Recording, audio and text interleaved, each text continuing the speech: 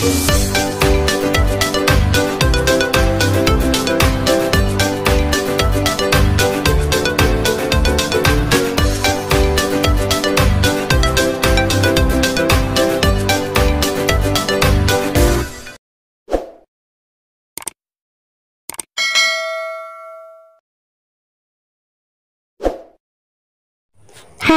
assalamualaikum adik-adik kelas 4. Pada video kali ini kita akan belajar tema 7, subtema 1, pembelajaran 2. Indonesia terdiri atas ribuan suku bangsa yang tersebar di berbagai daerah. Suku bangsa apa yang ada di daerahmu? Salah satu suku bangsa di Indonesia adalah suku bangsa Papua. Suku bangsa Papua mayoritas tinggal di Pulau Papua. Ayo mengenal salah satu lagu dari Papua. Salah satu lagu terkenal dari Papua adalah Apuse. Lirik lagu Apuse menceritakan kisah perpisahan seseorang dengan kakek dan neneknya. Si cucu ini akan merantau ke negeri seberang. Perhatikan notasi lagu Apuse berikut. Dengarkan gurumu menyanyikan lagu ini.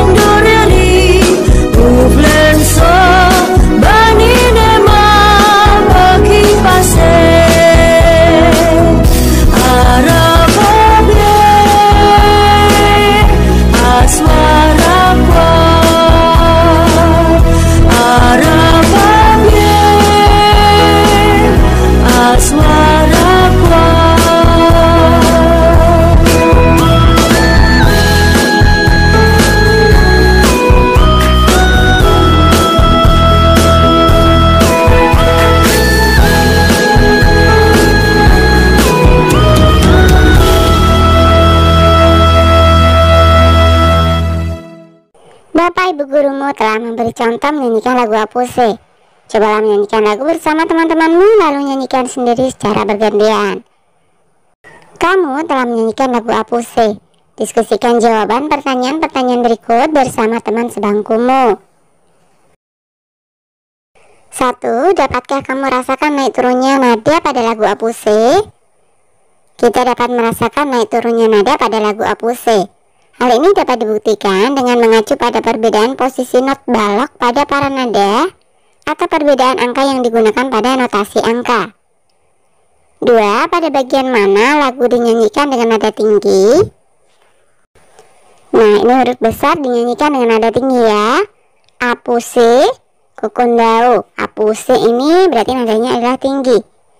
Yarabe, sorendoreri. Wuflenso, bani, nema, baki pase.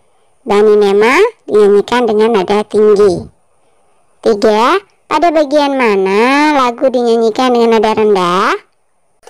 Pada bagian arafabe aswara kwar. Arafabe aswara kwar. 4. Tuliskan syair lagu Apuse, lalu berikan tanda sesuai naik turunnya nada pada setiap suku kata lagu tersebut. Berikan tanda dengan menarik garis naik, rata, atau turun. Contohnya seperti ini ya, ini disebut garis melodi. Nah, maka hasilnya seperti ini ya. Ceritakan hasil diskusimu kepada teman-teman sekelasmu. Lakukan bergantian dengan kelompok lain. Siti, Edo, Dayu, dan teman-teman menyanyikan lagu Apuse sambil menggerakkan kaki dan tangan. Mereka melangkah ke kanan, ke kiri, ke depan, lalu ke belakang sambil menggerakkan tangan. Gerakan mereka melibatkan otot kaki dan tangan. Gerakan melangkahkan kaki juga termasuk gaya otot. Melangkahkan kaki menyebabkan tubuh berpindah tempat. Nah, lakukan kegiatan ini dengan teman sebangkumu. 1. Siapkan beberapa buah buku. Lalu ajaklah teman sebangkumu untuk bertukar buku. 2. Catatlah kegiatan-kegiatan yang kamu lakukan ketika melakukan proses penukaran buku. 3. Tuliskan hasil kegiatan yang kamu lakukan. 4. Gaya apa yang digunakan dalam kegiatan penukaran buku ini? Nah, aktivitas bertukar buku merupakan salah satu contoh pemanfaatan gaya otot. Dengan memanfaatkan gaya otot, kita dapat memindahkan benda-benda ringan dengan mudah. Gaya otot sangat bermanfaat dalam kehidupan sehari-hari. Tuliskan contoh-contoh pemanfaatan gaya otot dalam kehidupan sehari-hari. Tuliskan dalam bentuk tabel seperti berikut ini. Diskusikan dengan teman-teman sekelompokmu, lalu bacakan hasilnya di depan bapak atau ibu guru dan kelompok-kelompok lain. Pemanfaatan gaya otot. Manfaat yang pertama adalah memindahkan benda. Contoh kegiatannya sapi menarik pedati. Kemudian yang kedua, menggerakkan sepeda. Contoh kegiatannya adalah mengayuh sepeda. Yang ketiga, manfaatnya adalah agar daun pintu bisa bergerak membuka. Contoh kegiatannya membuka pintu. Kemudian yang keempat, manfaatnya menggerakkan tubuh. Contoh kegiatannya berjalan, berlari, mengangguk, menoleh. Dan yang terakhir, misalkan saja manfaatnya melakukan pekerjaan. Contoh kegiatannya memotong buah, menulis, dan mengetik. Nah, bersama teman kelompokmu, bacalah lagi teks suku bangsa di Indonesia pada halaman 1. Pengetahuan-pengetahuan apa yang kalian dapatkan dari teks tersebut? Bedakan pengetahuan yang sudah kalian ketahui sebelum membaca teks dan pengetahuan baru yang kalian dapatkan setelah membaca teks. Tuliskan dalam bentuk tabel sebagai berikut. Nah, ini kakak bacakan lagi ya. Kalian simak dengan baik. Suku bangsa di Indonesia. Sejak dahulu kala bangsa Indonesia hidup dalam keragaman. Kalimat Bhinneka Tunggal Ika pada lambang negara Garuda Pancasila bukan cuma slogan. Penduduk Indonesia terdiri atas beragam suku bangsa, agama, bahasa, adat, dan budaya. Tetapi semua dapat hidup rukun berdampingan. Berdasarkan hasil sensus Badan Pusat Statistik atau BPS tahun 2010, bangsa Indonesia terdiri atas 1.331 suku. Berdasarkan sensus itu pula, suku bangsa terbesar adalah suku Jawa yang meliputi 40,2% dari penduduk Indonesia. Suku Jawa ini merupakan gabungan dari suku-suku bangsa di Pulau Jawa, yaitu Jawa, Osing, Tengger, Samin, Bawean, Naga, dan suku-suku lainnya. Suku yang paling sedikit jumlahnya adalah suku Nias dengan jumlah 1.041.925 jiwa, atau hanya 0,44% dari jumlah penduduk Indonesia. Namun, suku-suku Papua yang terdiri atas 466 suku, jumlahnya hanya 2.693.630 jiwa, atau 1,14% dari jumlah penduduk Indonesia.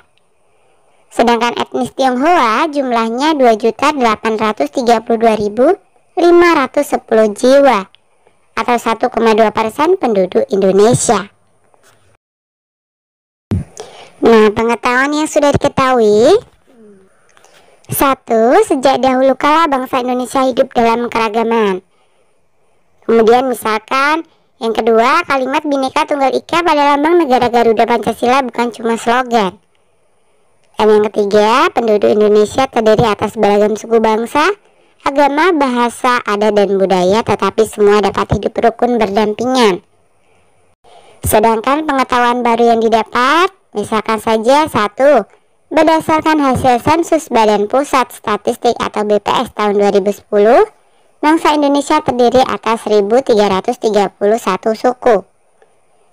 2. Berdasarkan sensus itu pula, suku bangsa terbesar adalah suku Jawa yang meliputi 40,2% dari penduduk Indonesia. 3. Suku Jawa ini merupakan gabungan suku-suku bangsa di Pulau Jawa, yaitu Jawa, Osing, Tengger, Samin, Bawean, Naga, dan suku-suku lainnya. 4. Suku yang paling sedikit jumlahnya adalah suku Nias dengan jumlah 1.041.925 jiwa atau hanya 0,44% dari jumlah penduduk Indonesia. Namun, suku-suku Papua yang terdiri atas 466 suku, jumlahnya hanya 2.693.630 jiwa atau 1,14% dari jumlah penduduk Indonesia. Sedangkan etnis Tionghoa jumlahnya 1.832.510 jiwa atau 1,2% penduduk Indonesia. Nah, bacakan hasil diskusi kelompokmu di depan Bapak atau Ibu guru dan teman-temanmu. Lakukan bergantian dengan kelompok lain, bandingkan hasil diskusi setiap kelompok. Apa yang dapat kamu simpulkan? Misalkan saja hasil diskusi kelompok berbeda-beda, tapi ada juga yang ada persamaannya. Oke, sampai di sini dulu video kali ini ya. Sampai jumpa di video berikutnya.